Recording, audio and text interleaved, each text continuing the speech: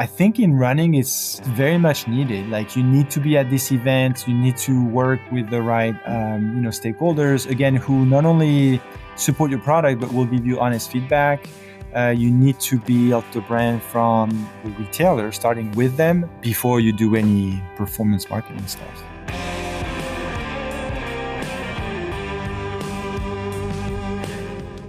Welcome to Long Run Labs, a weekly podcast from the team behind For the Long Run, telling the stories of those running the outdoor industry where endurance and entrepreneurship meet.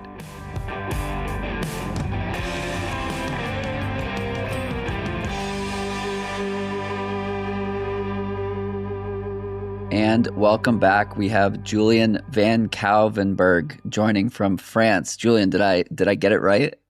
Perfect. Good job. Amazing. Well, Julien, appreciate you taking the time to chat this evening, your time. You are the CMO of KIPRUN, brand under Decathlon over in Europe, and excited to dive into things with you, talking all things running and marketing and expansion into new global markets. So welcome. Thank you. Glad to be here. For sure. First question is a tough one. I'm sure you've been studying your whole life for this question. And the question is, who is Julien? Ooh, I thought you were asking me about my last name. Julien was born in France, here in Lille, actually the north of France. I'm a father. I'm married. I have 3 kids. And funny story, I've lived in the US for 15 years. I lived in the East Coast in Atlanta and Seattle. I just came back in France a year ago. So I'm actually French-American, very, very attached to your country. And so I'm very excited to talk to you today professionally. So I have about 25 years of experience. I started my career at Coca-Cola. I worked there for 15 years, pretty much half in France and the other half in Atlanta. I started in sports marketing, and then I had various roles in marketing. Then I moved to Seattle to work for Amazon. Over there, I had 3 different roles. I launched Amazon Fresh for supermarkets for Amazon. And then I moved to Decathlon about 3 years and a half ago. I don't know if your audience is very familiar with Decathlon. I guess not. Decathlon is actually the 3rd largest sporting good company in the world. I believe it's the first sports retailer in the world. It has revenues about $16-ish billion. It designs and manufactures products pretty much across any sports you can imagine. It exists in the US. You can find it on decathlon.com. And in the US, they do focus on outdoor categories. And I'm working for KIPRUN. I'm the global CMO for KIPRUN. KIPRUN is Decathlon's running brand that's focusing on what we call the expert runners. Fun story. There was a Decathlon about 10 minutes from where I grew up, and it was one of my favorite stores to go to. My parents would bring me there like every couple of weeks on the weekend, and I'd just wander the aisles. And Nice. It's where I didn't run growing up, but it's where I got like tennis shoes and hockey equipment and all sorts of sporting goods growing up, baseball cleats. Where was that? It was outside of Boston, in a town called Newton, Massachusetts, on Needham Street. Yes. Yeah. I think, they started late 1990s, Yep. Close to 2000s. Yes, they started in Boston, didn't work out. And Despite all the money we spent there. Yes, good. Well, you should have brought your friends. Yeah. And then, they came back on the West Coast years after. And actually now it's available online and through wholesale partners. So we're selling KIPRUN soon in April and other Decathlon products at some sports retail you can find in the US. Cool. We're going to dive into the business side of things, but I want to set the stage for you as a runner. Obviously, if you're at a shoe brand, I assume you do some running, and knowing the history of the brand and the focus of the brand, I'm curious how running found you, and we'll get to the evolution of the intersection of work and play, but curious how running found you initially. You mean running as in the sport or the? Yeah, as a participant. Oh, yeah. Okay, as a participant. So I used to be, when I was young, I was a soccer player. I was quite into soccer, playing like 4 times a week, in, decent level. And so I was running on top of soccer practice, to be in shape. Then I got, injured, like growing issues. And so I stopped soccer probably in my end of my 20s. And so I started to get into running for that reason. Unfortunately, I did my first half marathon in Atlanta. Then in Seattle, I was more into trail running. I actually love hiking. And then I say we because with my wife and family, we got into trail. And this year I might do my first marathon. So I have not ran a marathon yet, and I might do it here in Lille because it's quite flat. What is it about running that hooked you after playing soccer? Well, again, first it was more of a, there's less lateral move and you're going in one direction, which is better for growings. And then what I really like about running is, and actually it does connect with what we try to stand for as a brand, but I won't bore you with that right now.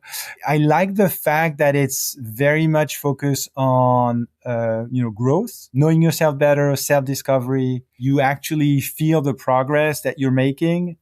That is something I do like. And the second part that I like is it's kind of a meditation. It can be either meditation where similar to hiking for me, where it's one of the few times where I actually don't think of anything, or it's when you actually have kind of productive thinking, momentum, usually about work, to be honest, where you have those ideas that you actually don't have time to have when you're, actually at work. So it's kind of for me, the more the mental side of running that I like. And recently, I don't know how popular is it in the US, but recently, since I moved back to France, I got into high rocks.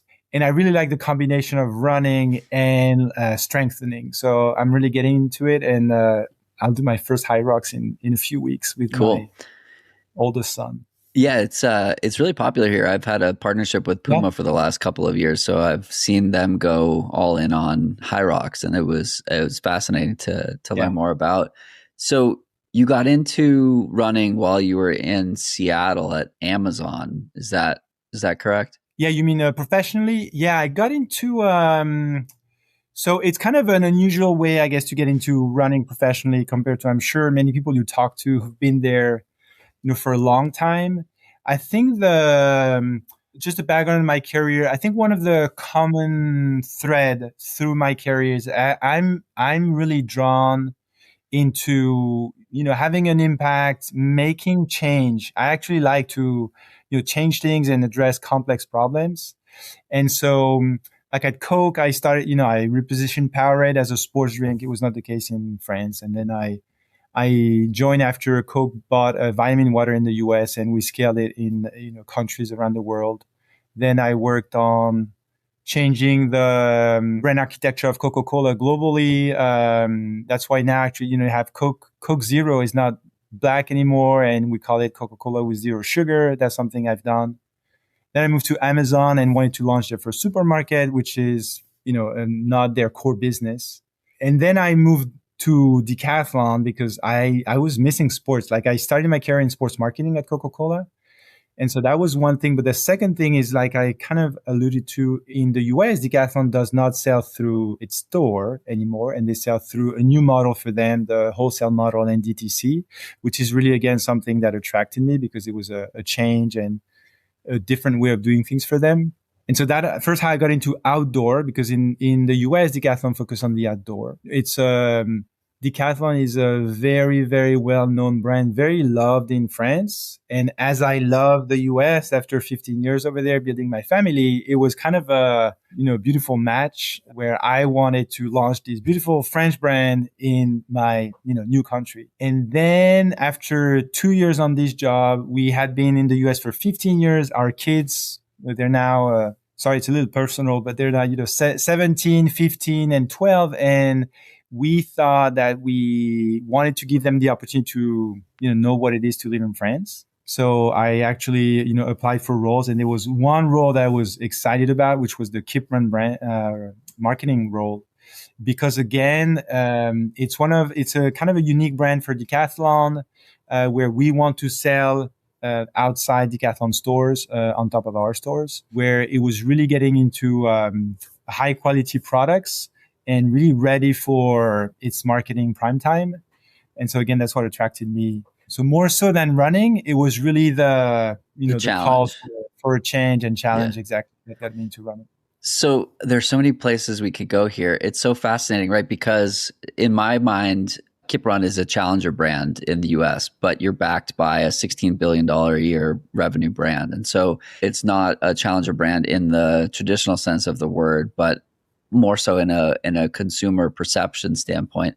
I was running with a couple of friends in Boston a few weeks ago, and I was actually running in the KIPRUN trail shoe because it was snowing and icy, and we were running road miles, and it performed wonderfully. But I was talking about brands like KIPRUN and Mount to Coast, which both appear to be quite well capitalized and both seem to be following similar but quite different playbooks at the same time of coming in and using capital in respectful and meaningful way. And I was like, look, they seem to be or have a desire to spend tons of money in the space, which is good for the community. And they're sponsoring people and properties. And like you look at what Nike's doing. Nike has decided that via ACG, they care about trail running again. And they're raising prize purses to $150,000 a race. And whether you have positive feelings about Nike or not as a participant, it's good to have that much cash coming into the sport, in my opinion. There are probably drawbacks for sure, but in this moment where so many people, myself included, want to see a professionalization of the sport and enabling professional athletes to do it, as well as amateurs and race directors and media properties to have like more eyeballs and ears. To me, it's like a rising tide lifts all ships. So let's dive into the KIPRUN side of things. Why was the US identified as a focus? I know you guys now have a handful of team members that are responsible for the global and American expansion, and you're working with Outside PR, which is a group that I've done a lot of work with. I love every single person on that team, Gordon and Jess and Dina and all of them. Zach is the contact, it's your account manager. There's a lot of investment being made on your end. What drew you to the US and both the road and trail market? Yeah. Well, it felt a very natural step for us to go into the US. KIPRUN, again, just for your audience to know, we're in 70 countries. We're quite known. Decathlon is very known here in Europe. We're also present in China, Japan, India. It's funny to my American friend when they don't know Decathlon, I say it's kind of like Trader Joe's for sports. So there is this love for the brand that you have for Trader Joe's in the US. Right. We make 90% of what you find in the Decathlon store is products we make. And, they're not delicious, but they're, very, very good for what you're looking for. And they're unique, like, to us. And Decathlon is known to offer accessible products. With that, when you're not in the biggest market for running in the world and you feel you're ready to go there, it felt very natural. And what I meant by ready, I need to go back a little bit in history, because it was probably not the case. We probably told ourselves 2 years ago that we want to go there, and we planned for that moment of April 2026. Because after you just say, oh yeah, it's the biggest country from a running perspective with China, then it's really about market readiness. And so again, just to backtrack, KIPRUN, actually, it's a fun story. The idea of KIPRUN was born in 2007 at the New York Marathon. There was actually two teammates from Decathlon who went to the New York Marathon, and they came back super impressed and frankly in awe by the crowd and the cheering cry throughout the race. And from that moment, they wanted actually to build a new brand for Decathlon, focus on, the expert runner, more premium. And they wanted to capture that essence of being the first supporter of runners, to help them continue to run, to keep running. And so that's how they came up with this name, KIPRUN, which is the contraction of keep running. Then fast forward, 17, 18 years. Like I said, 17 countries and a incredible leap into quality of product expertise. I think there were some, turning moments probably 2 years ago. One of, a French athlete, woman, beat the French national record for marathon with KIPRUN.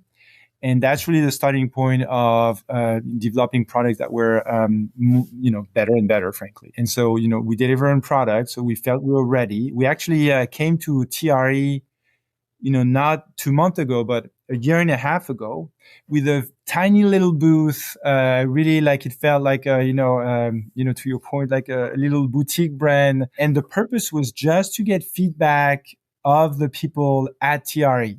So it was super humble, super scrappy. We came with our shoes and wanted to validate through, people like you, stakeholders, influencers, people from the industry that our products were ready. And so we got that check in 2024 that confirmed that, 2026 was possible. Then it was about, retail readiness after products. And so from that time on, we, with the local team in the US, started to, the same way we were very careful about our product, then it was about choosing the right partners, because we're going, let's say, small first, and we want to find partners that are, eager to build a brand with us in the US, that are trusted in their communities, that will give us feedback. And so the team in the US built those connections, and we now have 2 accounts confirmed, the running warehouse and Run More. And the third piece was brand readiness. So I joined KIPRUN a year and a half ago to relaunch the brand globally. So last year, we launched our new visual identity. We launched our new global platform,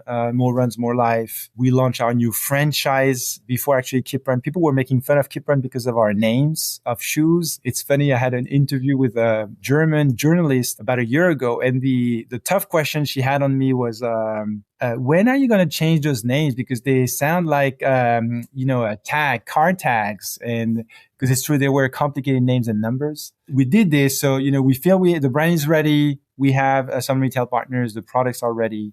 So we felt 2026 was the right time. So your time at Coke and perhaps Amazon as well, many of the partners that help with brand marketing are properties like the NFL or Major League Baseball, or these massive entities that the contracts are millions or billions of dollars to execute, right? How do you think about the air support or the people that help execute the partnerships in running, where maybe it's a lot more smaller properties versus like the NFL or a stadium or something like that, or Whole Foods, whatnot? Your LinkedIn lists your specific focus as owning brand strategy, creative, in-store, social, influencer, PR, athletes, experiential, CRM, and brand website. So obviously a lot of those things are done for a brand like Coca-Cola or Amazon, but the players are quite different. The agencies are massive versus the doers and the people that do the thing in running. How have you thought about what the space looks like in 2025 and 2026, where anyone is a media property? We're talking on a podcast. There's earned media that exists. This is not a paid promotion. And there are a lot of opportunities to like seed product and let people say great things, or pay people to do partnerships, or work with events and sponsor races and those types of things. So basically I'm saying there are like endless opportunities, but they're all like micro or smaller type opportunities compared to a Coca-Cola or Amazon. How have you thought about what the marketing moves and pieces are as it relates to the running space? I think there are things that are quite common between those 3 industries. And one of the main difference, like you mentioned, is probably the scale. But, the common things are, all, I think the beverages brands and the tech brands also want to leverage earned media and work with influencers and teach their products. The recipe to be successful are probably the same. You want to have, a clear message that resonates with your audience. The importance of the product is key. And you also want to drive some, emotions in your marketing to connect with your audience. Related to what you said, some of the big differences in running, identity is probably more important. You put yourself in those shoes. They're part of your persona. Sometimes you have a personal challenge you want to beat, or it's my first marathon in my case, or you have a PB. And it's true in beverage and tech world, you're not that vested as a person into your product. Runners are very skeptical, I think, about, over marketing, let's say. And the importance of product, let's say it's even more important in this industry, I believe, than in the others. You can, if you have poor product, you can't really get your way out of it with marketing. So I think that's one difference. And another one that's related to it is the importance of the community, like you said. So it's kind of the collection of everything you said, right? Being at the small events, talking to the right, stakeholders. The athletes play a different role than in those two other industries because in our case, like we co-create product. Validation. Yeah. Exactly. Well, in our case, we actually pretty much all of our products I can think of have been co-created with them, meaning they give us input throughout the process. And like you said, yeah, when they say we endorse this product, they actually run with it to do their job, which is different from those two other industries. So you earn trust in a very long-term way, like you said, and you have to be very patient. And that's what we want to do in the US market, which is very different from us than here in Europe, where Decathlon is known. The challenge here for us is different in Europe than it will be in the US, because here it's more about changing perception of, a brand that used to be known for a few years and that has really drastically evolved into one of those top performer brands. While in the US, it's about introducing it. And so we'll have to be patient. We'll work with, the right partners, store after store. But I think, it's more long-term. You have to be, accepted by the community. And I think one of the root cause of all this is it's really about the identity of the people much more than those two other industries. Yeah, you're talking about trust, right? Trust is the most valuable asset. It's built in droplets and lost in buckets. And so both the opportunity and the risk for someone who partners with a challenger brand, a competitor, whatever it might be, is that if they partner with the brand and the product doesn't work or doesn't last or doesn't stick, then they've burned their own trust and credibility. And on the flip side, if it does work and you introduce somebody to something new, it enhances your own credibility with that brand. I'm no longer working with them, but I started working with Puma in 2023. And I was out there saying, hey guys, these guys have a serious shoe and you should pay attention. Like a much smoother message than that. But effectively what I was saying is like, the people are great. The brand is great. The product is awesome. Trust me. And I was right. And over a several year period, people finally came around to say, wow, the Fast R3 is the fastest shoe. Yeah, the fastest shoe out there. And it was proven to be such. And so it's a fun time when there are so many opportunities, right? It's not just Nike, Adidas, and Asics. There are so many small brands that are doing really well. And then there are the big brands coming from other countries. I saw a lot of it at TRE this year. I'm sure you did too. And you guys were tucked away in the corner of the room and the booth was constantly busy. So you were doing something right in that space, and people were like fawning over these shoes, and they're like fast shoes and they're light and the grip is wonderful. You also appear to be focused on both road and trail. Is that correct? How come both? Yeah, we're actually, KIPRUN is one of those rare running brand that's in trail and road and track. We won't launch with track in the US. We're also across apparel, footwear, and accessories. So, we cover pretty much everything you can think of. We have hydro bag. You call it hydro vest or a hydro bag? Yeah, like a hydration vest. Yeah. Yeah, hydration vest. We have hiking, trail poles. We have everything. Actually, hydration vests, as far as we know, we're the second most worn hydro vest at UTMB Chamonix, for instance. And so yeah, in the US, we'll launch with road footwear, trail footwear, and some hydro vests. Is that challenging, or is it a unique positive opportunity? And the reason I ask is there's value in a specific lane and focus, but then there's also the opportunity to, like, if somebody starts loving a brand and they begin to trust the brand, it's natural for them to obviously extend into other categories. So we saw what, Tracksmith did with trail apparel, and they've nailed road running, and I have many opinions on the brand, but they wanted to get into trail. So they said, we're a trail brand now. Ultimately, they have some great products. And the idea is that if you trust us for road, you should trust us for trail, right? So how do you think about the doing all things at all times in running? And are you able to do that because it's not a new brand, and it is what you're already doing in Europe and Asia? Yeah, there's a lot of questions, but yeah, I think it's both an opportunity and can be a challenge. The reason we cover so much is actually go back to our, purpose. We say we want to support everyone to keep running so they can explore their potential and grow. That's, why we exist. And so everyone really matters.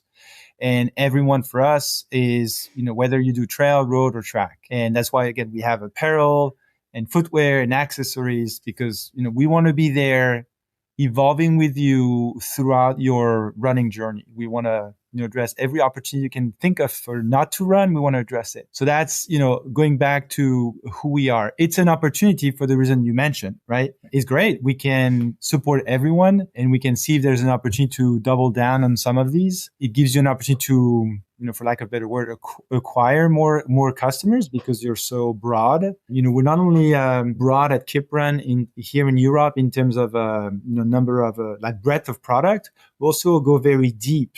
So if you take a Hydro Vest, we probably have around 10 different models we can offer you. Different sizes for men, for women, different fit. Same for socks. We probably have 15 different running socks available there. So we want to cover every need you may have.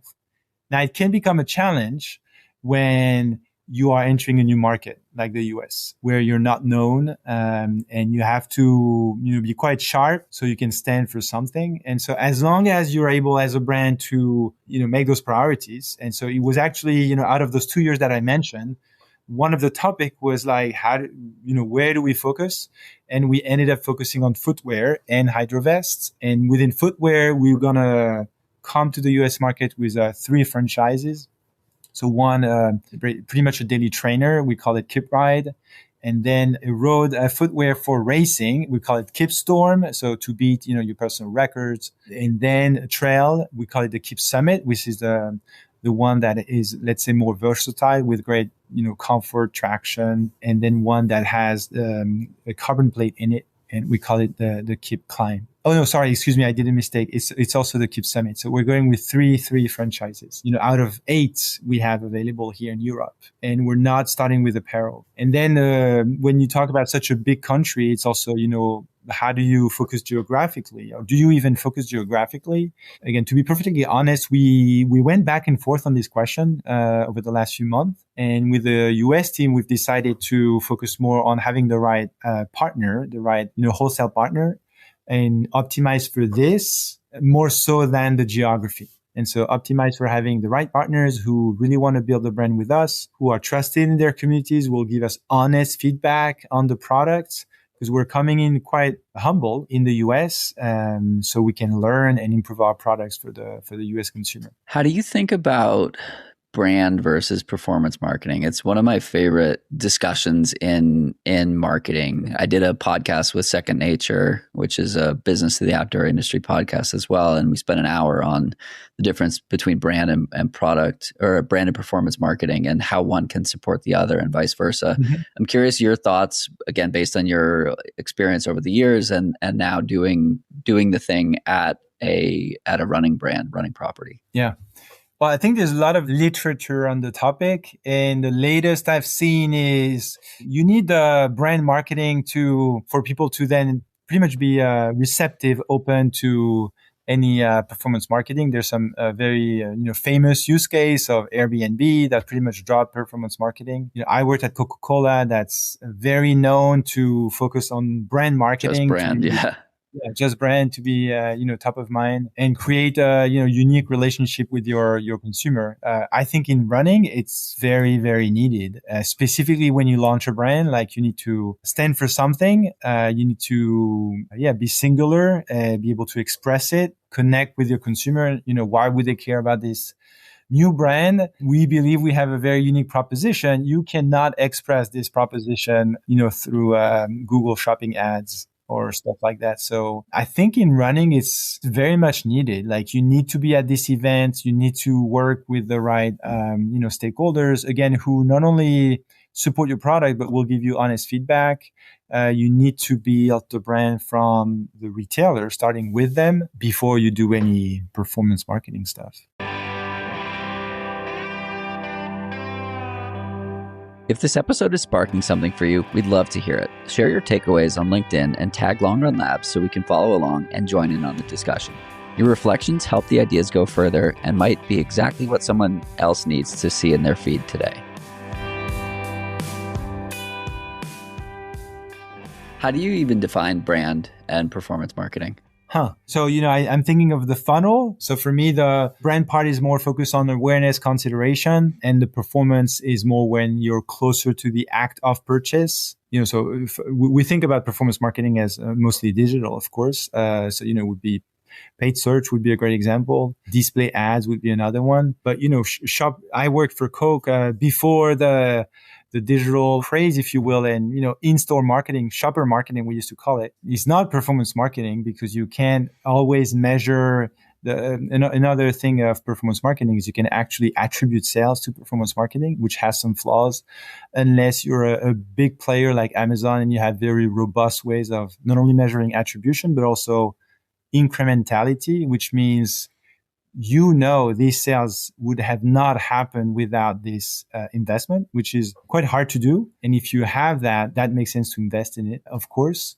But if not, if you just take attribution as your metric, it's probably not a good metric because you don't know if people would have, bought this product anyway, even if they happen to have, Googled it and click on that ad. They may have done it anyway. So anyway, the need for marketing close to the point of purchase or when you're closer to, your decision is important, but you do have to have this, primer, frankly, that focus on awareness, that focus on defining what your brand is, that focuses on, engaging with your consumer and really building, again, what you stand for as a brand, and not so much when you're in performance marketing, you're closer to, very rational arguments about your products, proof points.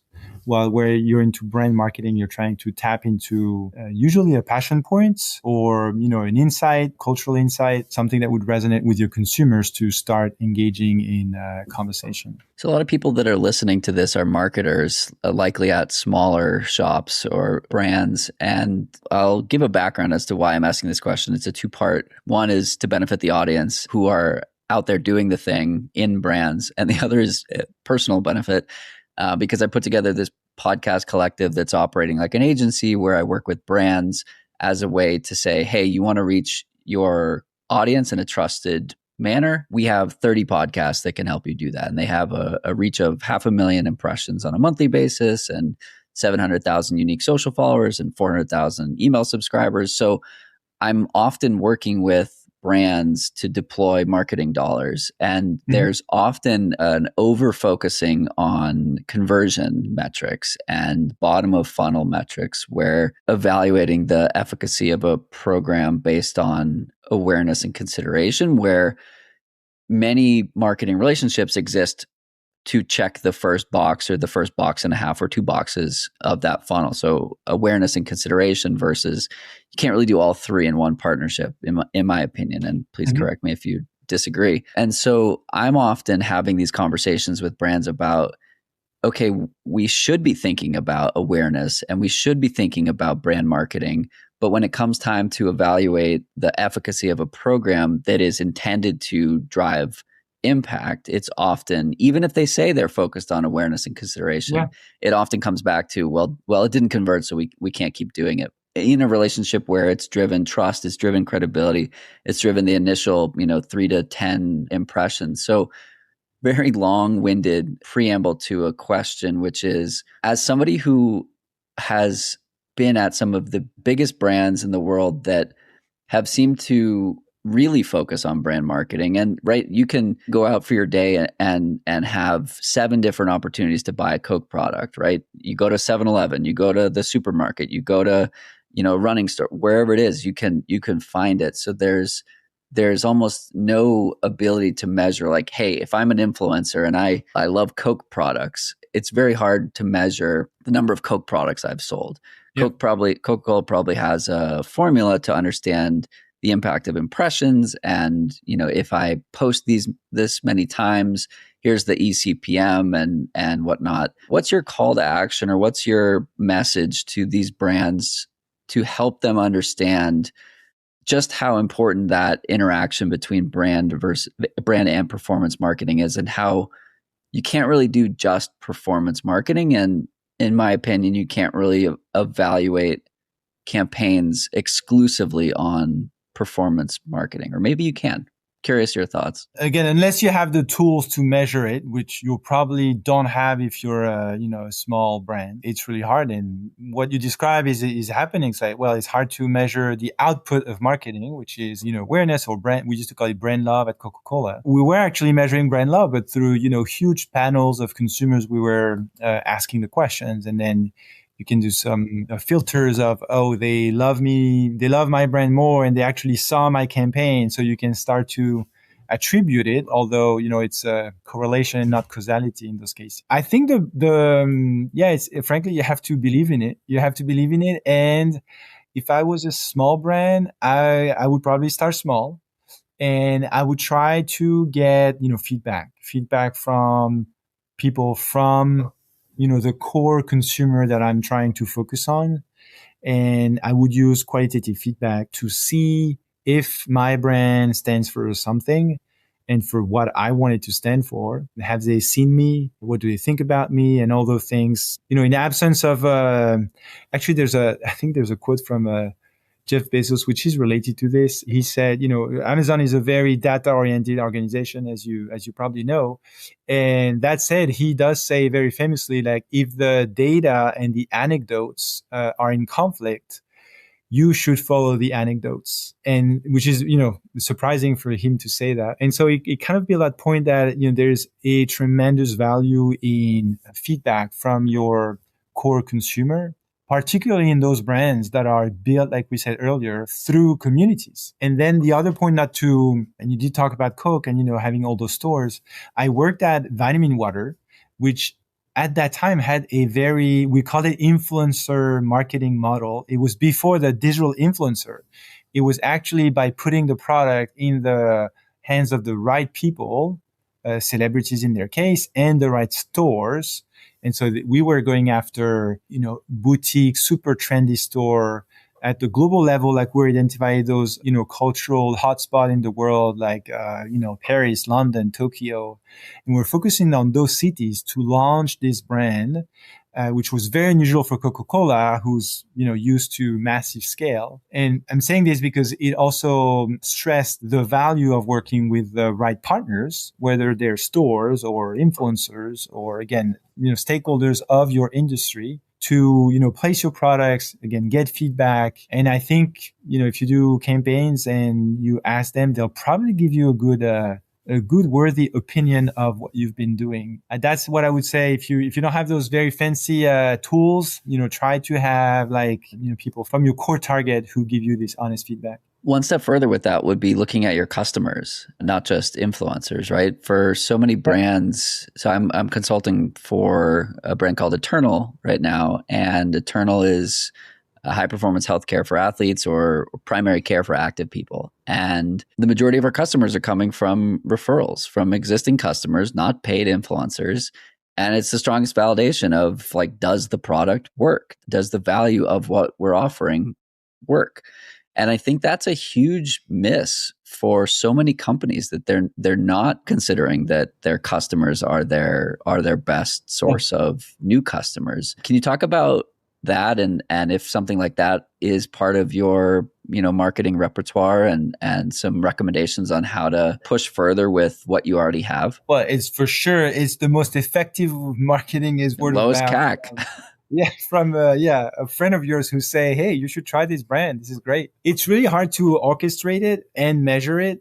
But yeah, if you have opportunities in your brand or industry to do, like you said, referrals, actually on pay. So at KIPRUN, I'm thinking if in our plan we do some things like these, not for our footwear, but we do have an app, a coaching app. It's actually a free, coaching app for you to get your training for your next 5K, 10K, half marathon or marathon. It's free. In Europe, it's quite big. 15% of those who took part in the Paris Marathon train with this app. It's called KIPRUN Pacer. Yeah, it has great star review. It has 1.1 million downloads in the world. And we did do some referral on this app, probably again because it's easier to do referral for a digital product than a footwear. Right. And yeah, that's super effective, like, because you're a user, you love it, you actually reach your goal thanks to this app, and then you're telling your friends and you're empowering them to, you're telling your friends and giving them an incentive to do so. That's extremely effective. And you're right, we should probably think of a way to do this also for our footwear. One of the longtime partners of this podcast is called Superfiliate, and it's an affiliate and creator management platform that I've worked with for brands like Ketone IQ and others. They constantly remind me, like, hey, we do customer programs too. And it's just like, it's so frequently a forgotten piece of the go-to-market strategy, where it's like, again, it is the lowest cost. It takes structure, it takes some sort of mechanism and a handful of emails or messaging. And so it's just about empowering the people that already love what you're doing. And I was having a conversation with a brand that was about to do a bunch of marketing with the collective, and they were going to sign on with 6 or 7 shows. And we had a 3-month pilot, and we're going to double down if it worked and whatnot. And they're like, feel like we have a lot more wood to chop with our customers before we make a big spend on paid. I was like, you know what? Bravo. You're right. You should spend that effort at a fraction of what you'd pay us to execute, and probably get similar results, if not better results from customers. I'll add it to my plan. You're right. And actually, it does remind me that I think when I was at Decathlon in the US, I think because it's a brand in the US very prone to this, so not known by a lot of people, but those who know you really love you, because I think we did some qualitative research, and like 80% of the people who know Decathlon, knew it from abroad and very attached to it. And so I do believe we had sent them like emails with promo codes to share with their friends. And I think you're right, it was quite effective. And another industry where I think I did it was at Amazon Fresh, when we opened our, the first supermarkets. And it's quite common in the supermarket, industry to do a promo code and like a coupon. And I think we also did some where we were giving, our best customers some coupons to give to others. So you're right. It's so old school, but actually, it's something you should definitely have as a must in your arsenal. So well, and do it with Superfiliate. Yes. There are a handful of great examples of like customer loyalty programs or customer referral programs. If you look at Wholesale, which is a women's apparel brand, they have a paid membership program where you pay a fee to be a part of a community, and the members that are in that group their lifetime value is something like 3 times more valuable than a regular customer. Those people are posting on social constantly. They're not being asked to do it. These people are showing up in the community constantly. And it's fascinating when there's an effort made on customers or in tandem with the influencers and others earned and paid media, you can really go far. Yeah, no, it's a great point. Great point. I'll add it. Talk to me about your, I don't want to say hot takes, but your take on the influencer space in 2026. What are you seeing from an evolution standpoint? Everybody wants to be an influencer these days. So if everybody is one, is anybody even impactful? Like, how do you think about this oversaturation? And again, with trust being the main thing that a brand is interested in. It's a little, how to say this, complicated space, I believe, for brands in running, or like those industry where you are building trust. And what we found hard and, very honestly, having debate about here in the team is when, influencers switch from brands to brands to do their stunt or their one-off. And I want to talk more about this. Yes. Tell me more. Well, that's creating debate. Like, is it, it's not very, I guess if you put yourself in the shoes of a runner, I guess, we know they're wary about, marketing BS and all this. And if you follow this person and you see that person switching from brands to brands, of course, it's not very, credible. So then as a brand, how do you deal with this? It's not an easy one. I have a lot of thoughts on this, and I've talked about it with a lot of people. So if you look in the media space, there are podcasters like Ali Feller, who has been with New Balance since, I don't know, she's been there 10 years maybe. Uh-huh. And then I've had this conversation with Laura Green, who has worked with Puma and ASICS and a handful of different brands, and her take on it and some of the other people who do jump from brand to brand is like, I've recognized that, the shoe that works for me doesn't work for everyone. So I want to do a bunch of activations and highlight different things and different moments in a brand's year. And that's what just highlighting that. And it's similar to sports nutrition, right? What works for one person doesn't work for everyone. And so I've gone back and forth on this, and for the last 3 years I worked with the same brand, and now I'm exploring, what is, and I like that consistency. I like the ability to get to know the people on the marketing team, get to know the people that are producing the social content, and like going around the country with the Puma Social Factory was super fun. I met these guys in San Francisco and Austin and Orlando and all these different places. And then I had a conversation with Zach Bitter, who is an elite an elite ultra runner, mostly on the track, and the 100-mile distance or 12-hour duration. He was with Ultra for almost a decade.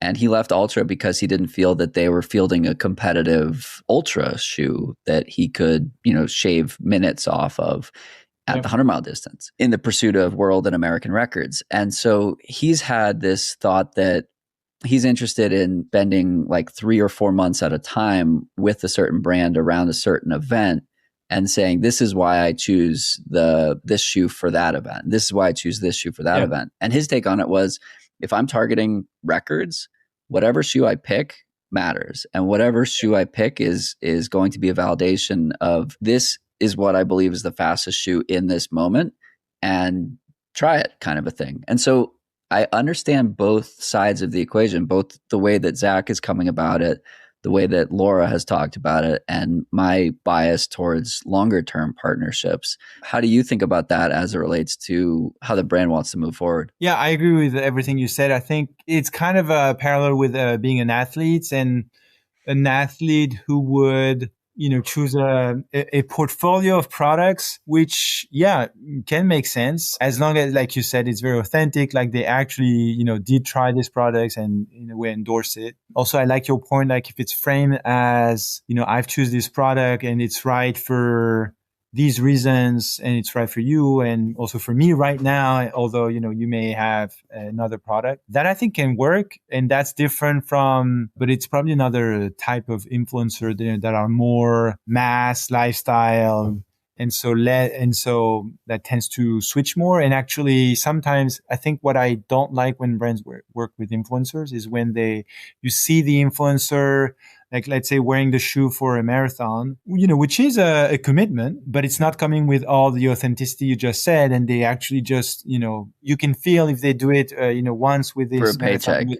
Yeah. Exactly. So I think you're right. As long as, of course, longer term is an obvious, way to make it more authentic, but also I think the way it can be explained can make it more authentic. I agree with that. What is the DNA or the makeup of someone that makes a good partner for KIPRUN? Yeah, so it's actually a good one because we think this is a very important question for us. Like, we like to believe that we're kind of a different brand. We have a different personality. We're very approachable, very honest. We're generous. And, a good example of that is, we created one of the first women trail team a few years ago.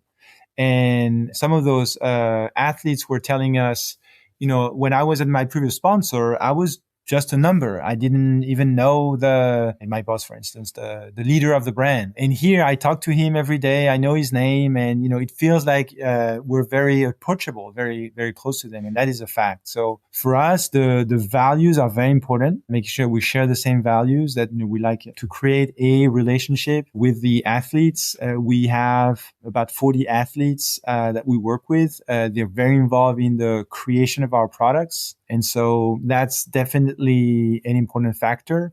Of course, we want them to fully endorse the products by making them co-creating it. Pretty all in. Yeah, it's pretty all in. But we say our mission and what differentiates us from the other brands and gives us confidence that we have something to bring to the US market is we like to say that we will democratize high performance products. And so having athletes that, believe in this, that are ready to go beyond the skepticism of, it's, a little bit more affordable than this other shoe, but it actually delivers and sometimes over delivers on their, specs. And so you have to be quite open-minded to be, one of those athletes. And then what else? Yeah. And we're looking for athletes who, believe in our point of view. Like we like to say that we think what matters more is the journey more so than the destination. And so we'll be looking for athletes who are, willing to share their journey and their training and their ups and downs, because they generally believe that this is what they're looking for into running, and not just, winning titles, which of course they're interested in. But we like to find those athletes that have a story beyond the finish line. Do you think that the same would be true if we were having this conversation 10 years ago? The lack of a pure reliance on race results? Well, I don't know for the others. For us, yes, because it's truly the ethos of the brand. Like I said earlier, like we want to help people keep running and so be their supporter. So for us, it's really because we believe the journey matters more than the destination. And this was true from day one, that, we want to support them to keep running. So yeah, I think for us would have been the case, but, don't get me wrong. We need, specifically when you're a small brand, a challenger brand in the US, you do need this validation, yeah, from the results. And yeah, Jimmy Gressier is, the recent 10K world champion. He happens to be French.